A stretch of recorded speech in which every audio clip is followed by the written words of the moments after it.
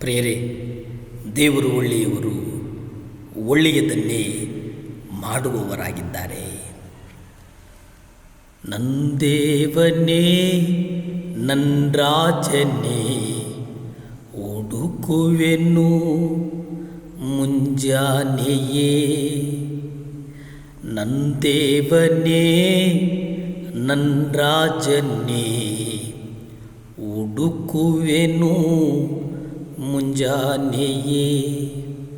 ಅಗತ್ಯವೆಲ್ಲ ನೀನೇ ಅಯ್ಯ, ಜೀವವುಳ್ಳ ದಿನವೆಲ್ಲ ಅಗತ್ಯವೆಲ್ಲ ನೀನೇನಯ್ಯ, ಜೀವವುಳ್ಳ ದಿನವೆಲ್ಲ.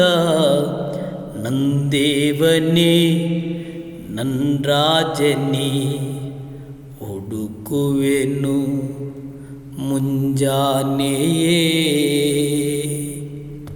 ಪ್ರಿಯರೇ, ಲೋಕವು ಒಬ್ಬ ರಕ್ಷಕನಿಗಾಗಿ ಅಸಹಾಯಕತೆಯಿಂದ ಕಾಯ್ತಾ ಇದ್ದಾಗ ಆತನು ಪರಲೋಕದಲ್ಲಿ ಕಡಿಮೆ ಪಕ್ಷ 4,000 ವರ್ಷಗಳ ಕಾಲ ಕಾದು ನಿಂತಿದ್ದನು. ಆತನ ತಂದೆ ಆತನನ್ನು ಕಳಿಸಿದಾಗ ಭೂಮಿಗೆ ಬಂದನು. ಅದಕ್ಕೆ ಯೋಹಾನ 8ನೇ ಅಧ್ಯಾಯ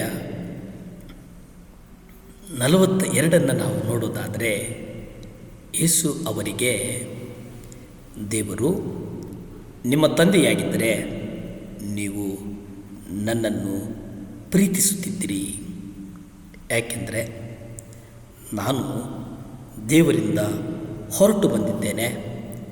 ನನ್ನಷ್ಟಕ್ಕೆ ನಾನು ಬರಲಿಲ್ಲ, ಆದರೆ ಆತನೇ ನನ್ನನ್ನು ಕಳುಹಿಸಿದ್ದಾನೆ. ಇಲ್ಲಿ ಗಮನಿಸಿ ಪ್ರಿಯರೇ, ಕಾಲವು ಪರಿಪೂರ್ಣವಾದಾಗ, ಆ ಸಮಯ ಸಂಕಲ್ಪಿಸಿದಾಗ, ದೇವರು ನಿಗದಿ ಮಾಡಿದಂಥ ಒಂದು ಸಮಯ ಬಂದಾಗ, ಆ ಸಮಯದಲ್ಲಿ ಕರ್ತನನ್ನು ಈ ಲೋಕಕ್ಕೆ ಕಳಿಸಿಕೊಟ್ಟನು. ಗಲಾತ್ಯ 4:4 ನೋಡೋದಾದರೆ, ಆದರೆ ಕಾಲವು ಪರಿಪೂರ್ಣವಾದಾಗ ದೇವರು ತನ್ನ ಮಗನನ್ನು ಸ್ತ್ರೀಯಿಂದ ಹುಟ್ಟಿದವನನ್ನಾಗಿಯೂ ನ್ಯಾಯ ಪ್ರಮಾಣಕ್ಕೆ ಒಳಗಾದವನನ್ನಾಗಿಯೂ ಮಾಡಿ ಕಳುಹಿಸಿದ್ದನಲ್ಲದೆ, ದೇವರು ಪ್ರತಿಯೊಂದು ಕಾರ್ಯಕ್ಕೂ ಒಂದು ಸಮಯವನ್ನು ಇಟ್ಟಿದ್ದಾನೆ. ಪ್ರಿಯರೇ, ಪ್ರತಿಯೊಂದು ಕಾರ್ಯಕ್ಕೆ. ಪ್ರಸಂಗಿ 3ನೇ ಅಧ್ಯಾಯ 1ರಲ್ಲಿ ನಾವು ನೋಡುತ್ತೇವೆ, ಆಕಾಶದ ಕೆಳಗೆ ಪ್ರತಿಯೊಂದು ಕಾರ್ಯಕ್ಕೂ ಒಂದು ಕಾಲವಿತ್ತು, ಪ್ರತಿಯೊಂದು ಉದ್ದೇಶಕ್ಕೂ ಒಂದು ಸಮಯವಿದೆ. ಪ್ರಿಯರೇ, ಈ ವಾಕ್ಯವನ್ನು ಕೇಳ್ತಾ ಇರ್ತಕ್ಕಂಥ ಪ್ರೀತಿಯ ಮಕ್ಕಳೇ, ನಿಮಗೆ ಅಗತ್ಯವಾಗಿ ದೇವರು ಹೇಳುವಂಥದ್ದು ಏನೆಂದರೆ, ನಿಮ್ಮ ಅಗತ್ಯಗಳನ್ನು ಕರ್ತನು ಪೂರೈಸ್ತಾನೆ. ನೀವು ಐಶ್ವರ್ಯವಂತರು, ಭಾಗ್ಯವಂತರಾಗ್ತಾರೆ. ನಿಮ್ಮ ಹೃದಯದಲ್ಲಿ ಎಷ್ಟೋ ದಿನಗಳ ಕಾಲ ನಿಮ್ಮ ಪ್ರಾರ್ಥನೆಗಳಿಗೆ ಉತ್ತರ ಬರದೆ ಅದು ಹೃದಯದಲ್ಲಿ ಗಾಯವಾಗಿರಬಹುದು.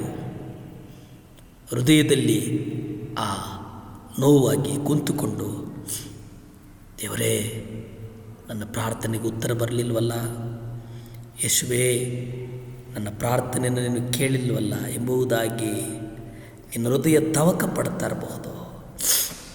ಆದರೆ ಕರ್ತನು ನಿಮ್ಮ ಪ್ರಾರ್ಥನೆಯನ್ನು ಕೇಳ್ತಾನೆ. ಪ್ರಾರ್ಥಿಸಿಕೊಳ್ಳೋಣ.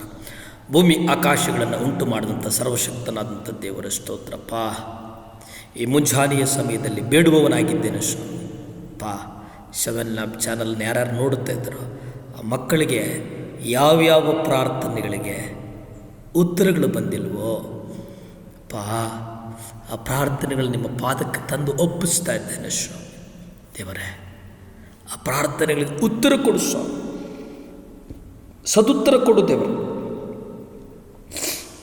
ಮಕ್ಕಳನ್ನು ಆಶೀರ್ವದಿಸು. ಮಕ್ಕಳನ್ನು ಬಲಪಡಿಸು.